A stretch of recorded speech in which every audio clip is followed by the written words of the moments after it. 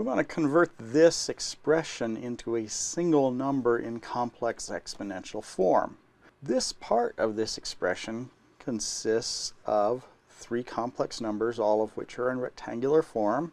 2j plus 2 is multiplied by 3j minus 1, and that whole number is divided by j plus 2. Now, multiplication and division are most easily done in polar coordinates. So my knee-jerk response is going to be to convert each of these into polar coordinates, do the multiplication and the division. Now I add that to a number j. Addition and subtraction are most easily done in rectangular coordinates, so after I evaluate this whole expression here, I'm going to convert it to rectangular coordinates and add j to it. Then I'll need to convert that whole thing back into exponential form.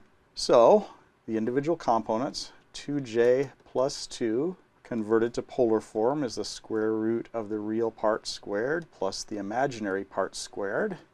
E to the j inverse tangent of the imaginary part, which is 2, over the real part, which is 2. That number is going to be up in this first quadrant, so this will be 2 square root of 2 e to the j 45 degrees.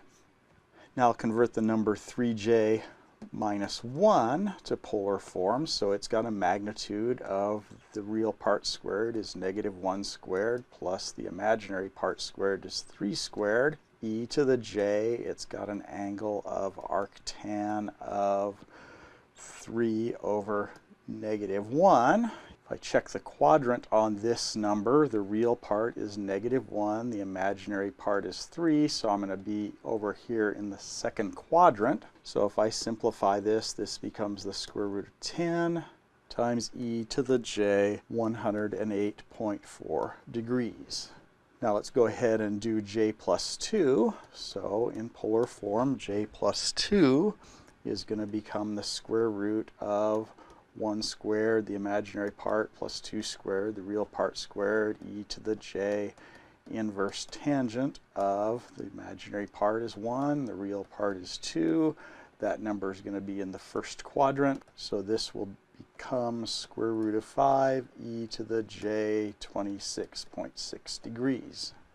So now this whole expression here, if I evaluate that in polar form, will be 2 square root of 2 e to the j 45 degrees times 3j minus 1, which we said was square root of 10 e to the j 108 degrees, well 108.4 degrees, divided by j plus 2, which is square root of 5 e to the j 26.6 degrees. So multiplying this number by this number, I multiply these two magnitudes together, then dividing it by this magnitude. So this becomes 2 square root of 20 over the square root of 5 e to the j. I add this angle to this angle and subtract this angle off. So that becomes 126.8 degrees. Now I need to add that to j.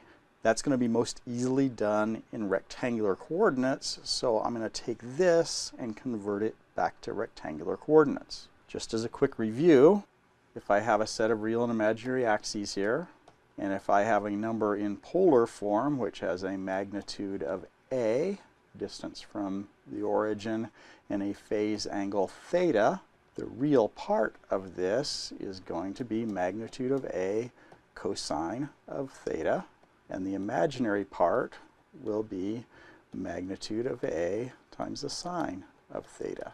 So this number turns into a magnitude 2 square root of 20 over square root of 5 cosine of theta, which is 126.8 degrees, plus the imaginary part is 2 square root of 20 over square root of 5 times the sine of 126.8 degrees. And this becomes negative 2.4 plus j times 3.2. Now I add j to this, so plus j, this becomes negative 2.4 plus j 3.2 plus j is j 4.2. That's a perfectly legitimate answer, except that it's in rectangular coordinates instead of the complex exponential form we want. So let's make a little bit more room here.